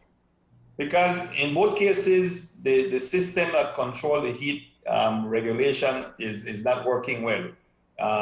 You have an inbuilt system to keep you at a certain temperature, but when you're elderly or when you're very young, this system don't work properly, so you can run into trouble. And people who have other conditions like heart disease, hypertension, diabetes, definitely that system is affected, so they can't control the temperature well and they run into trouble. So that's the reason why these groups are more vulnerable, can take lick by the heat quicker and faster than a young person like myself. Now, you said you've seen some cases already where people end up in emergency care, because is that how quickly things can deteriorate? Indeed, quick things can deteriorate in a matter of hours. And one in particular was the elderly person indoors in her room, locked up with poor ventilation. The windows are never open and the heat rose rather quickly. So I've already started seeing person affected by heat problems in the emergency room. And what are some of those, or what are some of those, what are some of the main illnesses or conditions that you've observed or that people may be at risk for? Well, I think the one that stands out quickly in my mind is high blood pressure. And not only the high blood pressure, but the type of medication they're on makes them more vulnerable. Like there's a group of medication called beta blockers that are particularly connected to heat problems, or what they call water pills, diuretics. Mm-hmm. Because diuretics will make you urine more, so you're at a more risk for become dehydrated faster. So those are the caveats, those are the little gems that you look out for would say that people are more vulnerable to heat. Diabetes also, diabetes affects everything in the body, including that system for heat control, like I said. Yeah. Now, Doc, I'm sure lots of people are watching and saying, listen, man, we grew up around this heat our whole life. We know how to, our bodies are already accustomed. We're people from the tropics.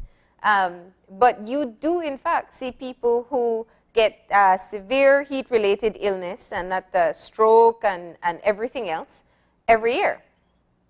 Of course, that's a good point, Marlene, because indeed, when we read up or when we know about the heat illnesses, people who are living in these climates can tolerate it better. That's true. If you have somebody coming from the US or the Europe, or people who are no used to any kind of temperature, they are definitely run into problems faster and quicker. But we Belizeans, people who live here, can tolerate it more. But definitely every year we see somebody or a few people, or I don't have the exact stats, and I don't think we do. We do see people that run into trouble with heat. Ban and grow, live here for 50 years, 40 years, and still run into problems. Let's talk. Yeah. I was going to also ask about what are the risks of also being exposed, to the direct sunlight and the heat from the sun, because that can have its own specific complications as well, right? Of course, Gavin, and that's a good point. That's why you would tell people who need to be outside during the day. I mean, I would think policemen and that kind of service-oriented people you have to be less exposed during the hottest time, maybe between 10 and 2. I remember chopping cane for one day, and that was it, Santa Cura, because that's hard work. And you gone back to your books? I gone back to my books, learn the lesson the hard way.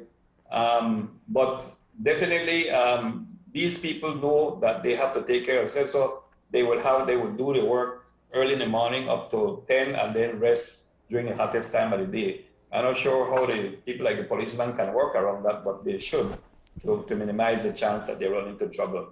Other little things that you give them, if you use loose-fitting clothes, lighter clothes, the darker clothes tend to hold in the heat more, and you try to shade as much as you can, maybe under a building or a structure or a tree or something of sort, so that you run the risk less. But again, I want to stress that people indoors can also have heat problems.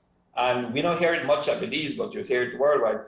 People get trapped in cars, baby left, and you're not need for left them the whole day. You know, an hour time and go run into serious trouble if you're left into a closed car. So be careful that you left your baby or your elderly person while you run into the supermarket or go buy something, and then they have trouble after that. No? I think it's also necessary for people themselves to recognize the signs of heat exposure. No? That's what I want. It starts mild and then it progresses, right? So how do you know when you're distressed? Well, you're distressed, of course, you start to feel uncomfortable, you start to feel weaker, you could have pain muscles, you could have cramps, you start to get a little more drowsier. One of the big key things, and I don't know how practical this is that the pee, the urine get very darker, and that is something that you would start to recognize that you may run into trouble. Your skin get warmer, get drier, of course. There's another factor we didn't mention so far, but the humidity plays a role that can increases the temperature, and not just the thermometer recording temperature, though, but that is another factor that makes people more vulnerable for heat conditions. And the other thing is that when you recognize it, when you make sure that you increase the water intake, you force them to drink, you strip them down to maybe underwear, make them cool off. Should you put them in cold water? Well, yeah, you see that in the books, but I would be careful that I throw water by anybody or soak in a bathtub or ice cold water. No? You could just put the cool towels on them, or you could get a hose and hose them down, or pat them down with regular pipe water, and that is enough in a household, in a place where there's not a control setting. No? If you want the ice, you could put it under the armpits or behind the head or top of the head. Those are the little care around the growing area. Those are these key spots that you would use to help somebody lower their body temperature. And if they're not responding in an hour or two or feeling better, then you try to get them to the hospital. Well, that's what I was going to ask. How do you know when it's urgent care? Like maybe I could cool them down at home, or maybe I need to get them to a hospital. I think the key there would be their level of consciousness. Now, if you find that the person has become drowsy and not they respond well, they talk to one, they slur, and not sharp, I think that will be the most relevant factor for saying, you know what, I think that time for get down to hospital. So the level of consciousness plays the biggest role, I think, in deciding when to move. And you just mentioned this a little while ago, but can you also talk about the importance of proper hydration and perhaps some of the signs that people might be dehydrated? Yes, water, drink. You don't need to forget no fancy drink. You don't need to forget no big Powerade or Gatorade or any kind of thing. Water could do. And you force that for the person to be drinking maybe at least 1 glass or 2 every hour to hydrate properly. And like I said, you go look on somebody's tongue or somebody's mouth, their lips, they get parched or their lips get dry. That's one of the areas where you could measure the hydration issue or the urination. No? The sweating or the no sweating, that is not so accurate, so to speak. But definitely watching the mouth and the tongue and the lips and see how dry it is, and ask them for see maybe in an hour time, they go prepare, and how the people look. If it's dark, you know you lack of water. So continue push the water intake. No? Is there anything you should avoid? Alcohol. I think that's one of the biggest things I see, that people, you get nice up, you're up on the beach, you're out, the party, you have a nice time, riverside, and you drink, and you could easily get dehydrated without realizing it. So instead of feeling that you're invincible and want two beer or two drink will make you feel better, be careful there, no? Things like caffeine also, be careful with. And like I said, the people who are most vulnerable are the elderly, and especially if they have certain illnesses and they're very young, no? Yeah. Now, you talk of the elderly being very exposed, and maybe you can be able to see the signs there, but children, the small ones, what kind of signs would they show? Similar signs? I think similar signs, and of course, you know, I'm not a pediatrician. I'm not so versed in that. We're taking care of younger kids, but I think they will get more fussy, more lethargic. They want to refuse to eat or something, baba. And just a change overall, I think mothers and caretakers will recognize the changes and take them to the hospital earlier than later. And also they need to remember that the babies, they don't need for the outside. They lock up, they could have blanket tapa there, you know how we like to wrap up babies and close up the rooms. That is a bit dangerous. So you open the windows. If you have an fan, I see a lot of literature, and surely I'm a literature from Belize when you talk about you should always have air conditioning. That is so very impractical in Belize. But you got a leaf fan, you put it on there, you open the windows, you strip them down to their pampers and keep them cool like that. Yeah. And in addition to staying hydrated, one of the things I know that is a challenge, especially with the elderly, is that they may not feel the thirst even though they are dehydrated. Why is that? Because of the same thing like I mentioned earlier, Marlene, the mechanisms, the system that we have to say, okay, we need more water or a little bit dehydration, the brain sends a signal. There's a thirst center, and that's not working well in elderly people, so they don't feel thirst. And you will ask, well, this person is so dehydrated, why they're not beg for water? Because they don't feel the need for it. They actually not feel thirsty. Yeah, which is what puts them more at risk. Definitely. Yeah.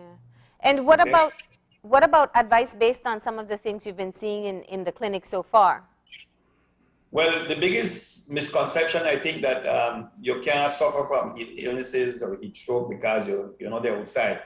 I want to push that point or ram that point home that people in buildings, indoors, in homes, can and easily suffer from heat-related illnesses, easily. Can it kill you? You don't have to be out in the boiling sun. And those people are the people I've seen over the past week, people who are indoors have been running into trouble. Can it kill you? Of course. That's why the big word heat stroke can affect your brain big time. It can affect your kidneys. It could make you into kidney failure. It can affect your muscles, make your muscles get destroyed. So there is definitely death associated with the heat.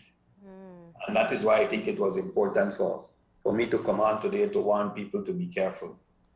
Yeah. And it starts with the very mild from dehydration to heat exhaustion to right up to heat strokes. Right. And the time limit can be very short. Within a 12-hour period, you can have real trouble. So always be on the lookout. All right. Well, Doc, any other advice for us? No.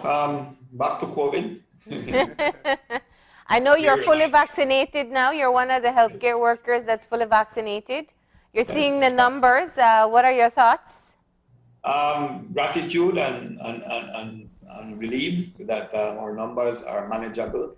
I don't think we ever get to the point where we have to say that we've beaten this and it's zero. But once we can manage it properly, our healthcare system can absorb it, then we should be good. So, but it goes back to all of us, no? So I don't need for saying big bad word where I used to say at the beginning, but please, it takes care of all of us need to care for ourselves and each other and not pen government to do it. No? It's a responsibility, and I think we've been doing okay.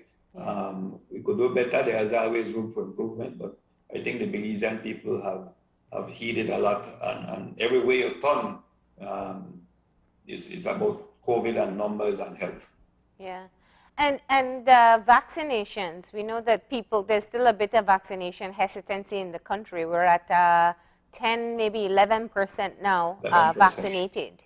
Yeah, that is something curious, Marlene. I mean, we did expect some hesitancy. We did expect one certain percentage of people to refuse vaccine. Now, that's the nature of vaccine for any vaccine. But we were thinking that maybe and there and a bit around the 10, 15%, but we are unpleasantly surprised that this vaccine has had so much pushback.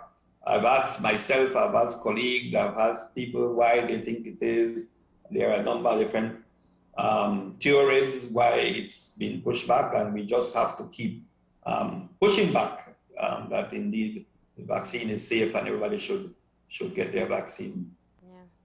And when you see what's happening in places like India currently, you know, it is a really stark reminder that no one is out of the woods as yet when it comes to this pandemic. That's gut-wrenching. We in the medical community have our CMEs, Monday, Wednesdays, and Fridays. And last week, I think it was Friday, we had a doctor from India actually on the ground sharing with us his experience, and it's gut-wrenching. You know?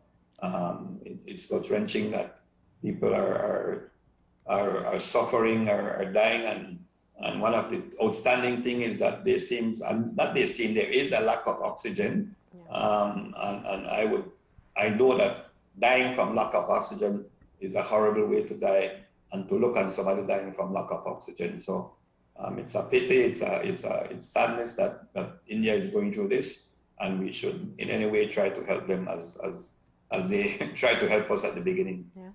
All right. Well, thank you very much for weighing in on where we are with COVID, and of course giving us that really important reminder that while we may grow up in the tropics, it doesn't mean that our body is always used to this extreme heat. So thank you so much, Dr. Cuellar. Okay, Marlene, and a public congratulations from your new appointment for sure. Thank you. And, we have to talk about your next appointment, but I think we need yeah, we'll get that plugged in. Make sure you do your annual checkup. You know which one I'm talking about, not sure. All right. Thank you so much. I can't say publicly yet. All right. Thank you so much. And with that, we're going to go ahead and take a break. When we come back, it is for gift ideas for Mother's Day. So please stay tuned.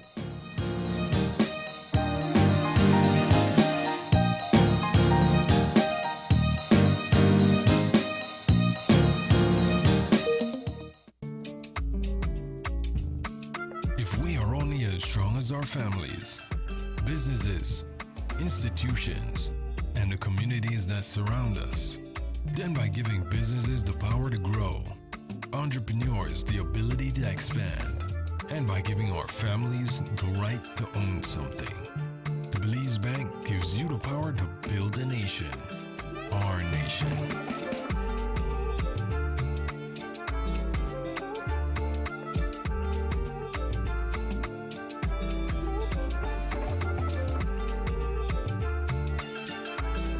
Stronger together. The Belize Bank. Our country. Your bank.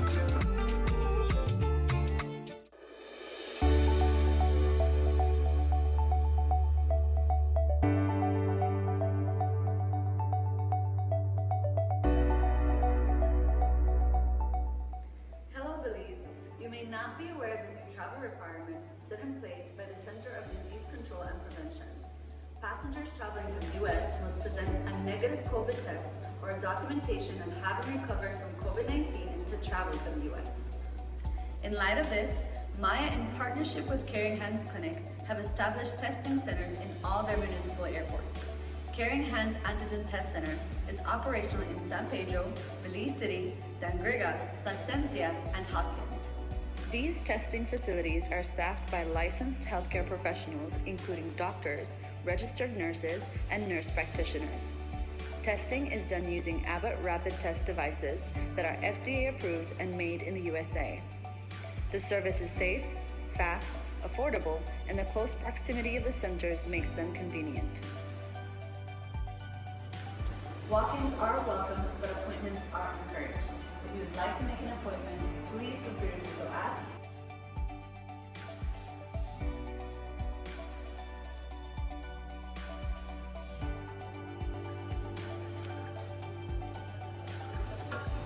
Make your appointment, get tested, and in 15 minutes, you can get back to your vacation.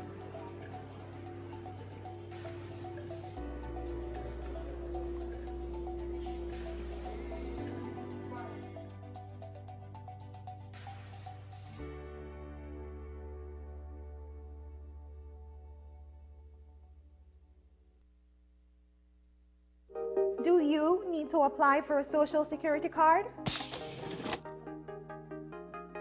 With our newest online service, My Social Security, applying for a card just got easier. With a My Social Security account, you can apply for a card anytime and anywhere, putting you in control. To use this service, you must first create your My Social Security account. Visit our website. Under Online Services, select My Social Security, provide your personal information, and await activation of your new account.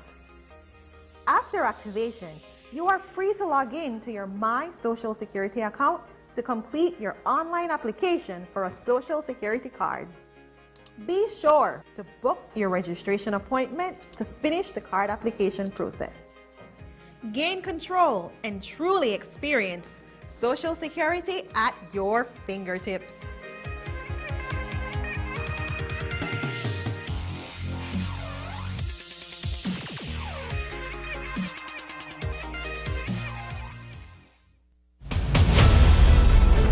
Dwayne Moody, Isani Cayetano, Andrea Polanco, Paul Lopez. Your News 5 Police teams do whatever it takes. Go wherever they need to go, so you can catch the story wherever you are, whenever you want, on whatever device. Channel 5 believes on television, Facebook, Instagram, and YouTube, because news is now everywhere, all the time. And so are we. And we'll be back in a few, so stay tuned. Thanks, Jen. Hey there, we know you have to head out to work shortly, but don't forget that you can stay tuned by watching us on our Facebook live stream. Find us at Open Your Eyes BC, and you can continue watching there. You can also download Facebook Watch on your streaming device, and you can watch at your own convenience. And for all the behind-the-scenes fun, follow us on Instagram at OYE Belize. So, find us and follow us today.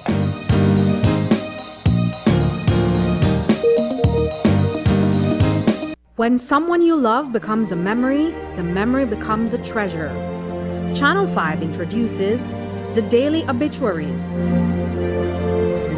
The Daily Obituaries will broadcast all death and funeral announcements and memorials to honor your loved one's life and memories.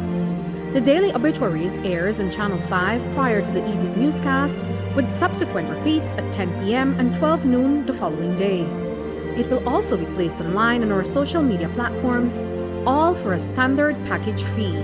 Celebrate their lives and memories with Channel 5's Daily Obituaries. Honor in life and reverence in death.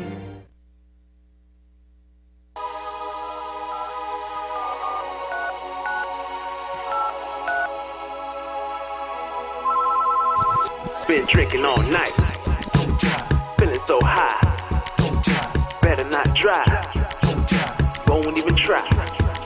Been drinking all night, feeling so high, better not drive, ain't gonna try. Been drinking all night, feeling so high, better not drive, ain't gonna try. If you're drinking and driving, I'm not going with ya. If you're drinking and driving, I'm not going with ya. People die every day, I'm not going with ya. I'ma find my own way, I'm not going with ya. It's okay, I'll wait. Even good people make mistakes. I don't wanna realize when it's too late. Drinking I'm not going with ya. If you're drinking and driving, I'm not going with ya. Been drinking all night, don't drive. Feeling so high, don't drive. Better not drive, don't drive. Ain't gonna try, don't drive. Been drinking all night, don't drive. Feeling so high, don't drive. Better not drive, don't drive. Ain't gonna try, don't drive.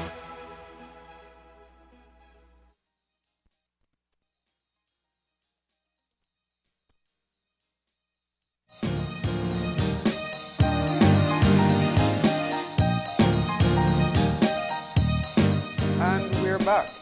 And if you're joining us now, we're just getting our third segment started.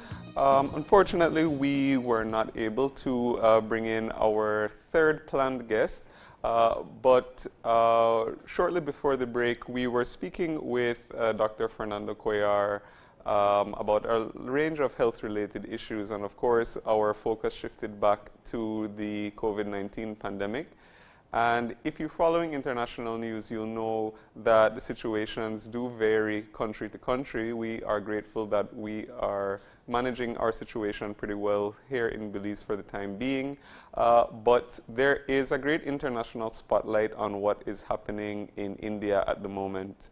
And India has been struggling with a surge of COVID-19 infections and deaths for the past few weeks, and it has been really heartbreaking to hear about the situation that has been happening there, for the past month or so. Mm-hmm. Yeah. Absolutely, and they are recording historic numbers of new cases and an alarming number of deaths. And so we'll actually give you a clip from an international news broadcast. It's PBS NewsHour, and this is taking a look at the crisis in India. In India is relentless and appears to be only worsening. As death tolls and infections skyrocket, Prime Minister Narendra Modi is under increasing political pressure. William Brangham reports. This horrible sight is repeated across New Delhi today. Crematoriums running out of space for the victims of this virus. Many grieving families are told to just wait in line. People have to wait for at least 5 to 7 hours before getting a chance to cremate the bodies. Although, as you can see, the bodies are being cremated rapidly, there's still a long queue of ambulances carrying bodies of COVID-19 victims outside the crematorium. India reported 3,400 official COVID deaths yesterday and nearly 370,000 infections. It was 400,000 last Friday. But experts believe all these numbers are likely a vast underestimate of the true severity of this crisis. Widespread shortages of COVID tests and the numbers of cremated bodies have added to the discrepancies. The impact the coronavirus is having has created a horrific reality for many in India. Several hospitals still lack enough oxygen to treat patients, leaving families to look after the sick on their own. We came twice, but they said home isolation is enough and sent us back. He was fine, recovered 75%. If oxygen was available, he would have survived. But without oxygen last night, he died. Now, makeshift solutions are required to treat the growing numbers of the suffering. Ambulances line up outside a hospital, waiting for precious beds to open. Old train cars are transformed into isolation rooms for the infected. Amid the crisis, though, there are glimmers of hope. Shipments of relief supplies, everything from oxygen to protective gear, arrived from Italy, the UK, and Germany today. And vaccination efforts are starting to ramp up. Schools are being turned into makeshift vaccination centers. But to date, just 2% of adults have been vaccinated in this country of 1.3 billion people. Across Delhi, we have started a mass vaccination drive for those aged 18 to 44 years. It's the first day today. We will take it further. Our target is to have at least 10 such centers at every school, and slowly we will increase it to 300 schools. Meanwhile, Prime Minister Narendra Modi and his political party suffered a major blow yesterday after losing regional elections in West Bengal, a clear sign that Modi's political reputation is being tested.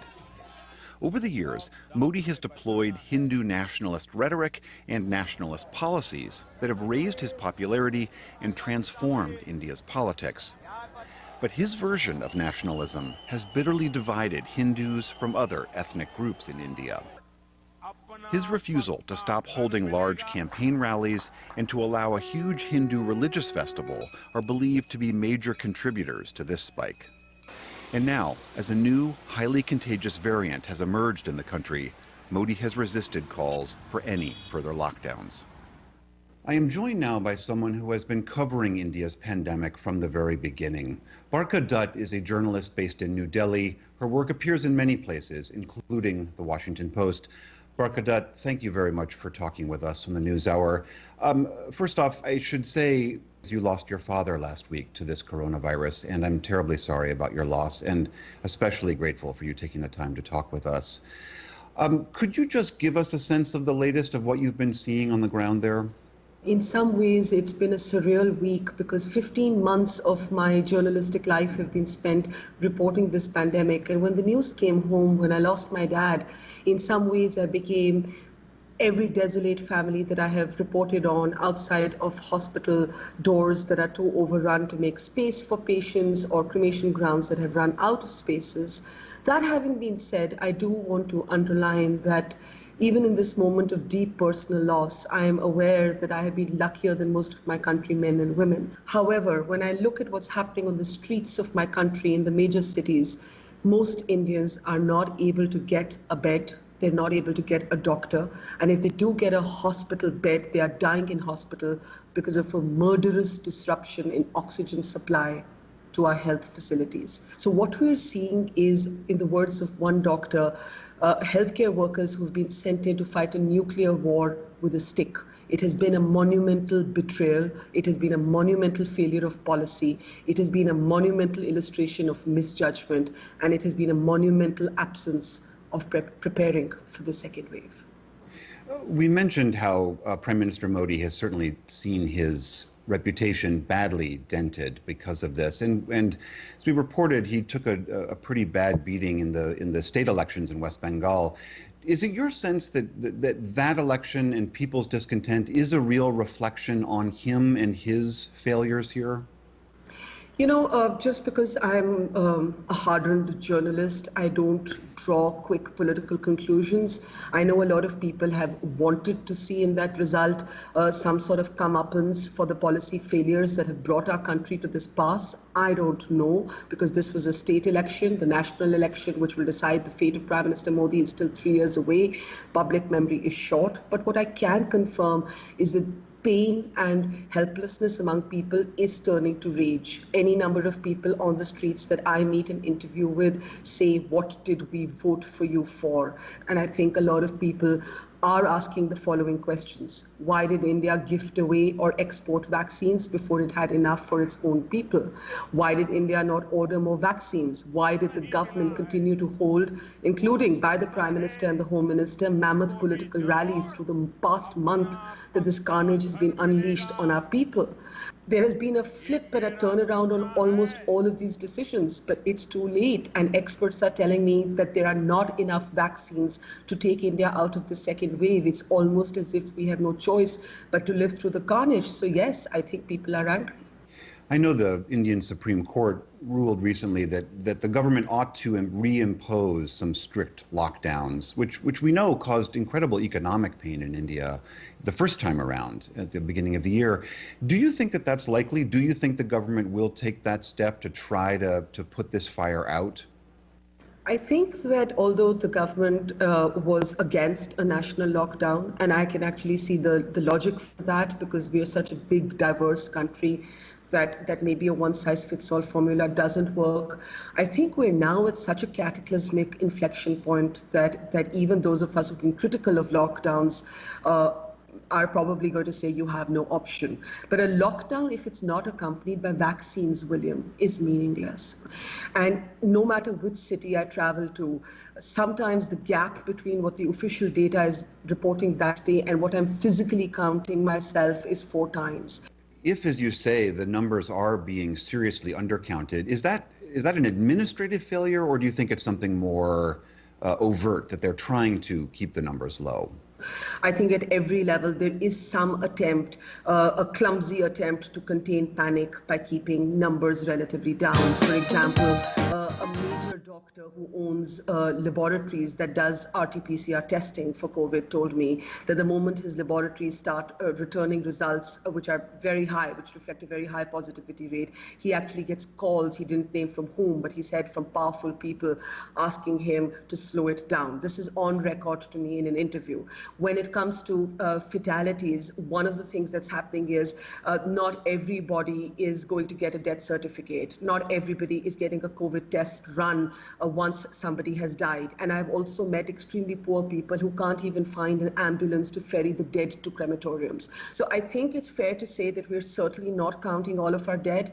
An undertaker at one crematorium in Delhi told me that at the peak of the first wave in 2020, he was cremating 30 bodies at his site in Delhi, and now he's cremating over 100 every night through this past week, when Delhi's overall figures, for example, reflect an implausible 400 for the entire city. So those are the kind of gaps we are seeing. Some of it, I would say, deliberate, some of it clumsy, some of it incompetence, and some of it just slipping through the cracks. Even if you had enough vaccine for everyone in the country, those take a good deal of time to both be distributed and to get into people, as well as take weeks to start taking effect. So, I mean, there's still, it sounds like, worse to come for you all. Well, you know, William, even speaking about my own father, my father had one jab, and I keep thinking if the vaccine program had rolled out earlier, if we'd had vaccines earlier, maybe if he'd had a second jab, maybe, just maybe, something would have worked out differently. Our vaccination rates are among the lowest they've been in this week, at a point when we needed them to be the highest. So yes, I think there's no easy way to say this, that vaccines are over as a way out for us out of this pandemic. Vaccine manufacturers in India have told us that shortages will continue through July. The only thing that can save some lives is a steady supply of high flow oxygen. And for reasons that the government cannot explain to us, we are not receiving that at all of our hospitals. And so this is an unprecedented humanitarian crisis unfolding here in my country. Barkadut in New Delhi, thank you very much for being here. And again, I'm deeply sorry about the loss of your father. There you have it, putting it into perspective, you know. Yes, I know. I mean, really heartbreaking from India, and it's of course a reminder to us about all of the importance of not only following all of the directives when it comes to, you know, our social distancing and hand washing, but it also drives home the point of, I think, how important it is, or, you know, the effect and how significant the vaccines rollout has been since the beginning of the pandemic, and I'm speaking, you know, internationally here. Yeah. And well, we did get 25,000 from India. Yes. Yeah.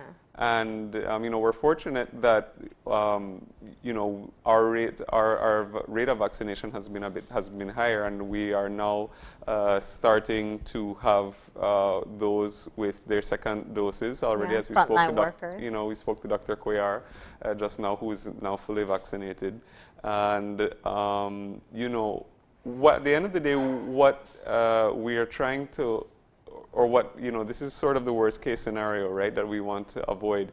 And when we think about a country like Belize, we don't have the resources to manage a huge outbreak. Yeah. And we saw, you know, back in November and December of last year, when we were sort of on the verge of reaching that limit, how, you know, the cries from the medical community, because, you know, we didn't want to end up in a situation like this where, you know, people were dying and at rates that, you know, we couldn't even manage. Yeah, yeah.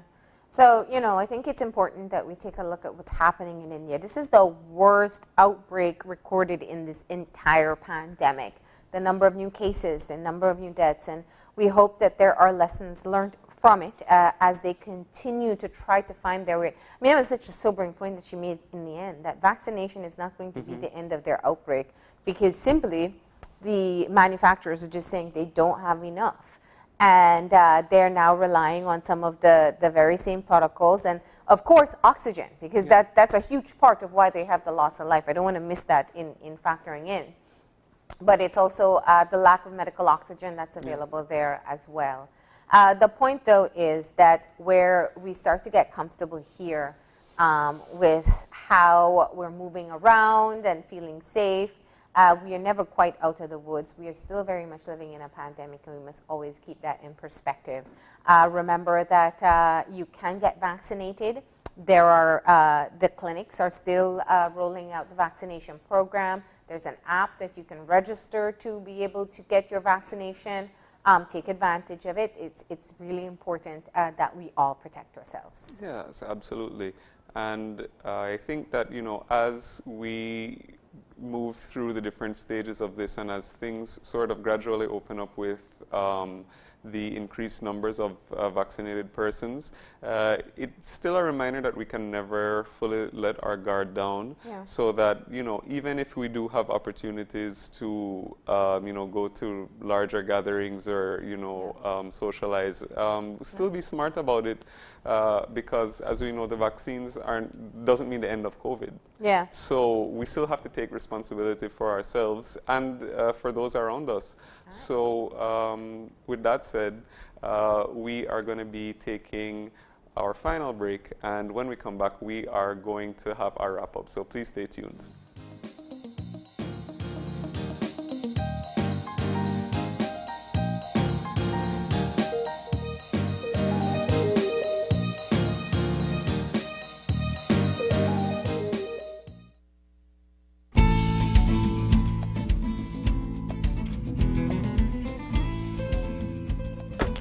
Hola, Tony. Hey, Kevin, ¿qué onda? ¿Qué pasa? Nada, le vine a buscar porque necesito comprar más mercancías de vasos y platos desechables para mi tienda de comestible. Me estoy quedando sin esas cosas. No, hombre, fíjate que desde el 15 de abril no puedo importar nada de eso. Y se me acaba de terminar todo lo que tenía hace como 3 semanas. Oye, pero nunca has estado sin esas cosas. ¿Qué está pasando? Mira esto.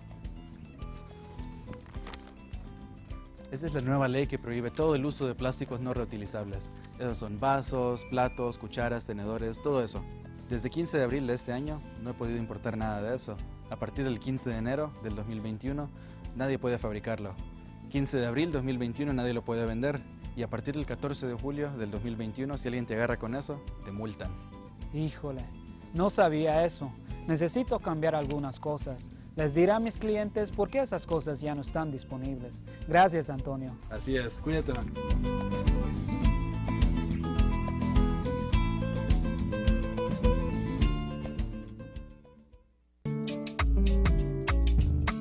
If we are only as strong as our families, businesses, institutions, and the communities that surround us, then by giving businesses the power to grow, entrepreneurs the ability to expand, and by giving our families the right to own something.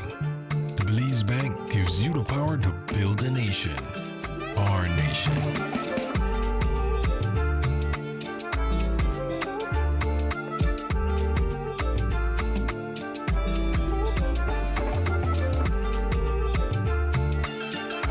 We are stronger together. The Belize Bank. Our country, your bank. It's a fact that with Smart, you get truly unlimited everything. Only with Smart, you get unlimited data anytime. While with the other guy, it's only double data on weekends.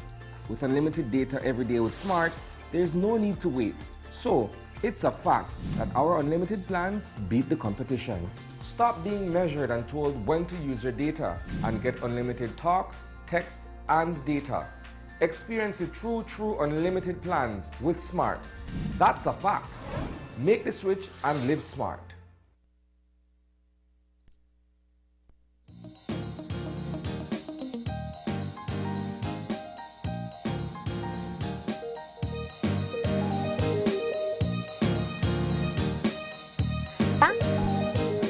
We're just getting our show wrapped up this morning. We want to say thank you to all our guests for coming in. Of course, we had our first conversation with the Honorable Dolores Balderamos Garcia, who is Minister of Human Development, Families and Indigenous Affairs, and she's giving us an update on her various ministries. And so we want to say thank you to her. As well as Dr. Fernando Cuellar, who came in to give us a timely reminder of how to protect yourself in these really hot times. Yeah, stay hydrated. Check on your loved ones. And he brought up a really critical point, which is even if they are indoors, you still have to check on them because it can still be a situation where they're suffering from heat-related illnesses. It starts with dehydration, tiredness, sometimes slur, and it can actually reach to the point where they develop heat strokes. He's already seen people coming into the hospital, into their clinic with heat-related illnesses. So please take every precaution and make sure you protect yourself. It's over 100 today inland, and we only expect it to get hotter in the weeks ahead. Oh yeah, for sure. You know, and of course, you know, we rounded off our show by a discussion about some international news. Of course, we looked at the unfortunate COVID situation in India, but of course, they're not alone. There are also other countries, even, you know, closer to our neck of the woods, which are experiencing, you know, some major issues with the COVID-19 pandemic. Of course, regionally speaking, some of the examples that come to mind, Jamaica wasn't doing well. Trinidad and Tobago has also had huge increase in numbers, and their Prime Minister, Dr. Keith Rowley, announced yesterday that they were going into a 10-day lockdown to manage some of the significant increase in numbers that Trinidad and Tobago has been experiencing. Of course, we've been looking at situations in Mexico, Guatemala, countries that are near to us, and all of this is a reminder that we are not out of the pandemic. Please, you know, we always say it, but take responsibility and adhere to all of the protocols issued by the Ministry of Health, even if you are partially vaccinated. Yeah. Don't let your guard down. That's the commitment we have to make to each other. But that's all the time we have for today. If you'd like to contact us, send us an email, oie@channel5belize.com. You can also find us on Facebook at Open Your Eyes BZ. You can find us on Instagram at OIEBelize. And remember to tune in tomorrow morning at 6:30 when you open your eyes. Start your morning right. Until then, keep your eyes, your mind, and your heart open. We'll see you soon. Enjoy your day, please.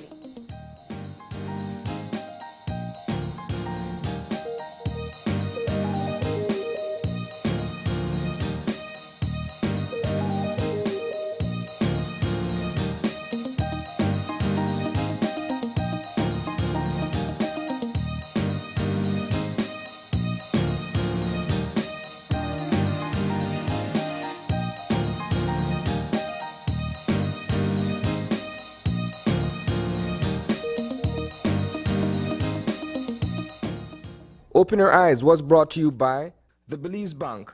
Our country, your bank.